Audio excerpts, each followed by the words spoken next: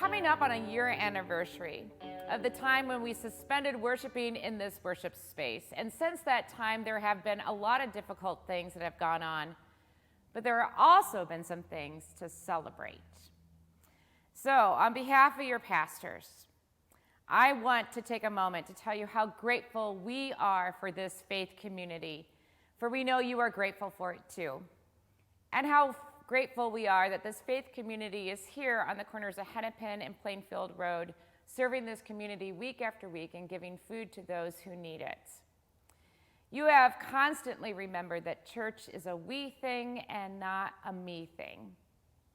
We've learned a lot this past year. We've learned how God has been with us and how this is God's church and how the church is resilient. And so are we, more than we ever thought possible. And now it's time. Now it's time to move into a new phase of worship as our community of St. John, as we're going to be offering both sanctuary worship and at-home worship in the weeks to come. So I want to take just a moment in this video to let you know what you can expect. And I think that some shared language here might be helpful, so you know what I'm talking about. At-home worship means you are worshiping at home. And sanctuary worship means we're worshiping here in the sanctuary. Parking lot worship means that you're worshiping the parking lot either in your vehicle or in your lawn chair. We have the miracle of vaccinations, which are lowering the risk for our most vulnerable in our community. And our staff is on their way or already fully vaccinated. So we ourselves will be lowering the risk of spreading the disease to those that we come into contact with.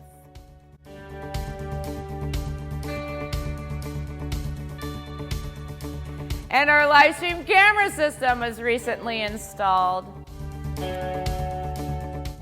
So you may be asking, what is a live stream? Well, it is simply a live transmission of an event over the internet. And you can see it here in the sanctuary already, and we want to show this to you.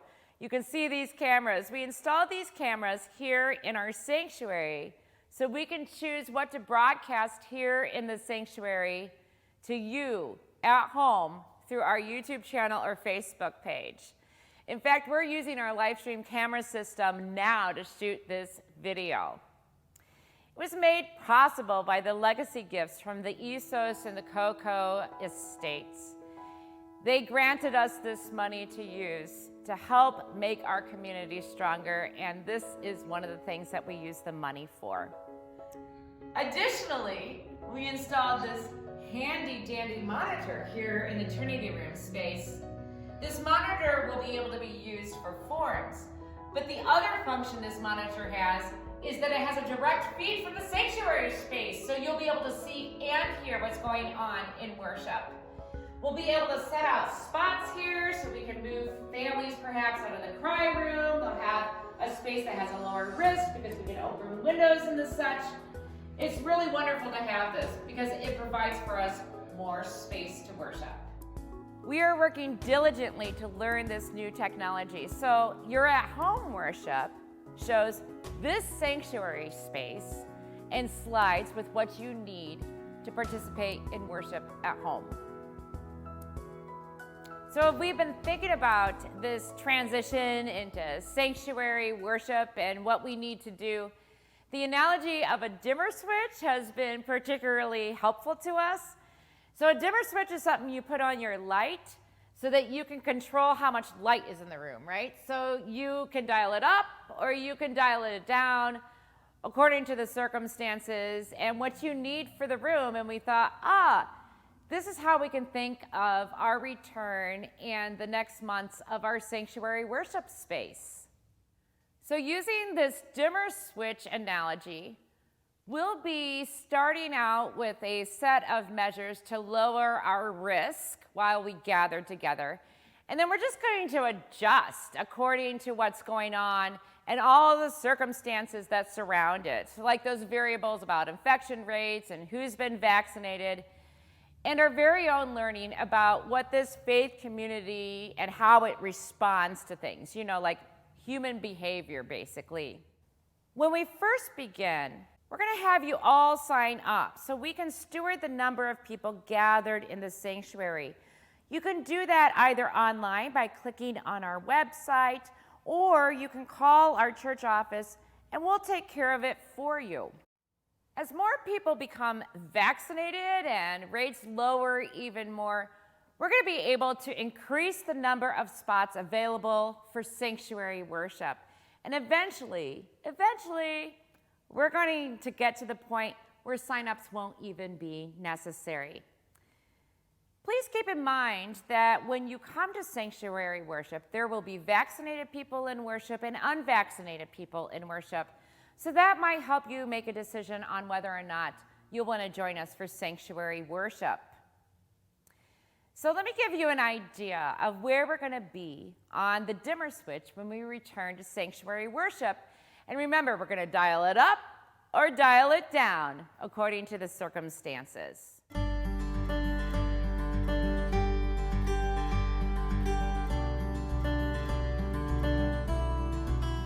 I want to give you an idea of what you can expect when you return to sanctuary worship. And remember, the analogy of the dimmer switch is really helpful here. We're going to dial it up and we're going to dial it down. Things may change as we progress, but here's what's currently being planned. So when you come into this worship space, you'll be socially distanced by households. And that's how you're also going to be signing up, by households.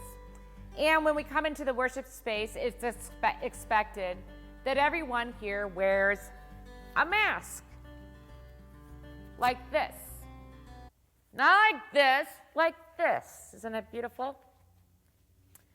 Also, we're going to be adapting a couple of our worship practices for whatever time and circumstance we're in. So when we first begin communion, we'll be doing it inside of our pews, at our pew spots. So you might receive something like this when you come in, and everybody will take it at their pews. But eventually, as vaccinations go up and the rates go down, we'll be moving to the front of our chancel, perhaps. Or even eventually to here at the altar, we'll all be taking communion together as we did before the pandemic. Another thing that we're going to be adapting is our music during worship. We're always going to have live music in our worship space when we have sanctuary worship. In the beginning, we're going to be listening to our organist play to us, our pianist play to us, our bell choir perhaps. And then eventually, we'll also be including soloists and ensembles singing to us, our choirs coming back. Eventually, that big fatty church party that I always talked about when our whole congregation can sing together. We're making the choice to listen to our worship music at first because when you have people singing, you need to provide more space between the singer and the people sitting in the pews. We would like to provide more space in the pews for congregation members at the beginning. But we're going to be dialing it up and dialing it down as we need to and as circumstances dictate. We've been doing that a lot this last year. We've been learning a lot about how to do things, and I'm certain that we can do that from here on forward as well. So when can you expect all of this to happen? Well, I want to give you a sense of what to expect, first of all, through Holy Week. Palm Sunday, which is March 28th, will be online as it usually has been this last year. We'll also be offering drive-through communion between the hours of 11 a.m. and 1 p.m. Maundy Thursday is April 1st. We'll be holding our first sanctuary worship on that day, and it is offered at 5:30 p.m. and 7 p.m. At-home worship will be live streamed at 7 p.m. Good Friday is April 2nd. Sanctuary worship will happen at 5:30 p.m. and 7 p.m. At-home worship will be live streamed at 7 p.m. There will also be a Good Friday prayer vigil offered both in our sanctuary worship space and your at-home worship space. The sanctuary prayer vigil begins at 8 p.m. until early that next morning on April 3rd.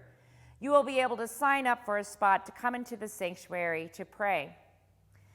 The at-home prayer vigil will immediately follow the worship that you are viewing at home, or you will be able to access it at any time after 9 p.m.